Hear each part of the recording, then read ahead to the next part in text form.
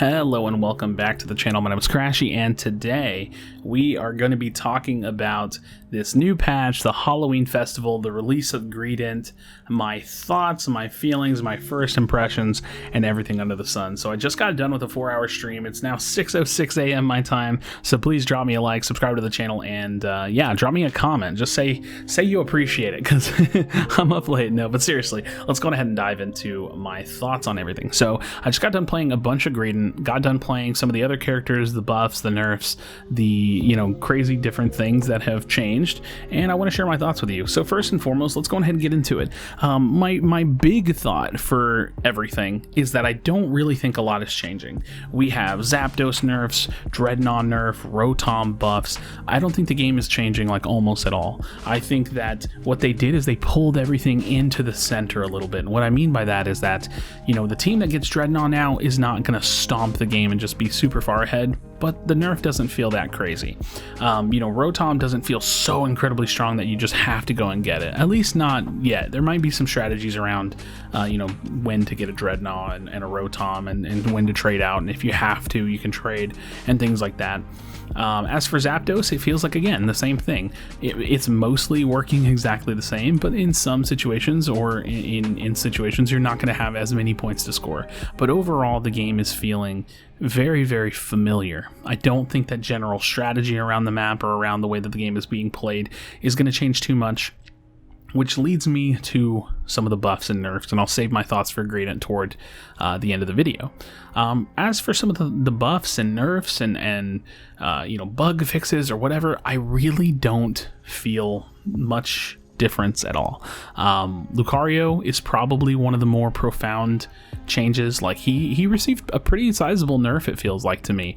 The damage value went down by like a little bit, but it's mostly just like his ability to feel tanky. I don't exactly know how much they nerfed his passive shield or how much longer the cooldown is. I've heard some whispers about it, but it doesn't feel like he's this stomping crazy rage monster that just destroys the lane anymore. But he doesn't feel bad. He feels, if anything, probably balanced, maybe on the weaker end now. I don't know, maybe that's just the all-rounder curse, but I really, really doubt it. I really, really don't think that Lucario feels bad. I think that he feels pretty solid, balanced, feels good.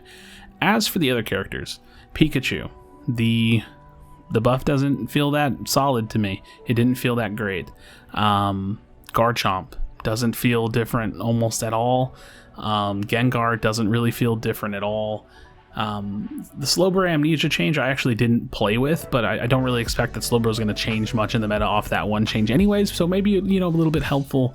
But in general, my thoughts around Garchomp and Gengar specifically is that it undeniably makes the characters better, but they're competing against some of the most ridiculous characters in the jungle. You have Greninja Cinderace, you have Zeraora potentially, you have Talonflame jungle potentially. Like, these characters are not going to take those positions away from the other characters, and in the current meta, the way that the game is played, you're not throwing Gengar or Garchomp in a lane either.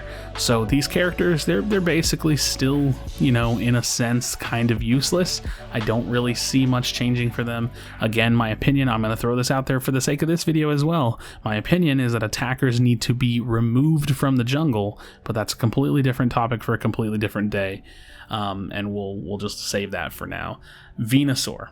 This is the big one to me. This is the one that might be more profound and maybe bigger, the biggest change of the entire patch, potentially, other than the addition of Greedent, and that's because Solar Beam was already good. It was just being outshined by the Petal Dance Giga Drain build, and they buffed it, and it seems like a pretty nice size buff. Not crazy, but a nice size buff. So that's like a big question mark. Like, is that the new meta build? I don't know, because the reality is that Giga Drain, the Giga Drain nerf, doesn't feel that massive. It doesn't feel that big. So Venusaur, I'm confident. I'm pretty comfortable. I was gonna say confident, and then I got comfortable. I don't know. I'm pretty comfortable saying and feeling like Venusaur is still gonna be pretty high tier meta.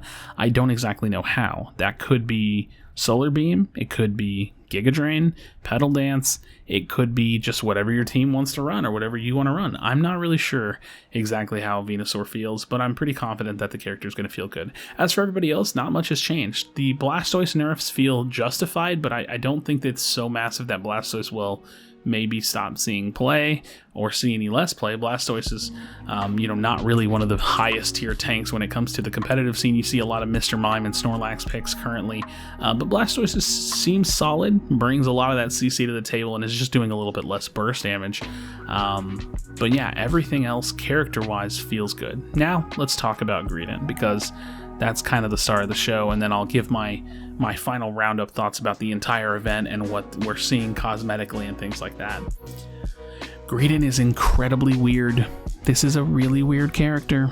And, kit design wise, I like weird stuff, but this one is really weird. And so I don't hate it, but I definitely don't love it.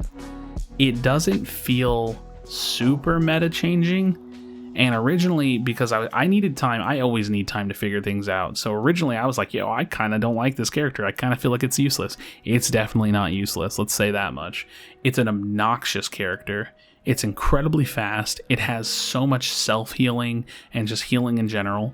It brings damage to the table, but it's also kind of tanky, but it's not a tank. That I will say. This is one thing I feel incredibly comfortable spitting out here. This character is not a tank. You're not knocking the full team up. You're not doing crazy CC. You are running around in circles like you are Hammond from Overwatch. And if anybody knows Overwatch, it's the little hamster that sits in the ball and rolls around the map. That's literally Greedent. You're just running around the map like a crazy mad person, healing yourself, being obnoxious. I played a lot of different builds, item builds, character, or ability combinations, and I gotta say, Stuffed Cheeks feels like the better option. I don't like Covenant like almost at all. It just feels way too weird, and I see the potential for two potential builds, and I don't know which one's better. I can't really spit on it. I'm not gonna shoot out a build or anything like that, or a major guide or anything like that, because I'm not comfortable with it yet.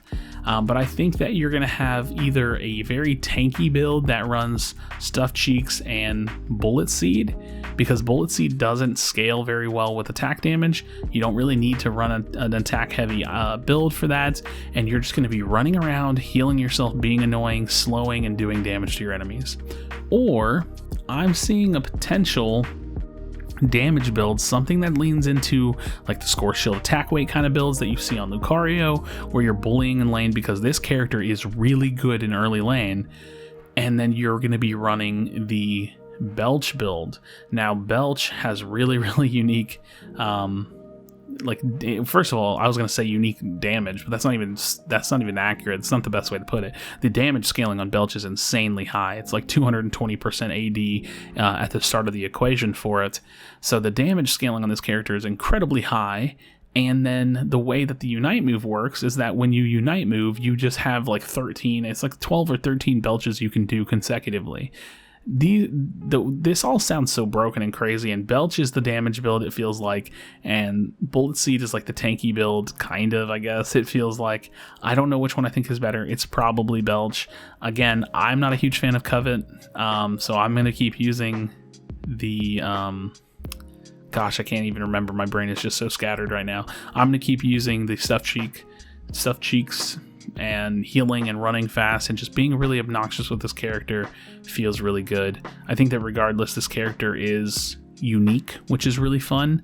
I think that this character, more than anything, will probably shake up not the tank meta, but the like top lane meta. Like, what are you running in like a solo lane top lane? What are you running in top lane in general to try to bully the enemy goal and the enemy laners?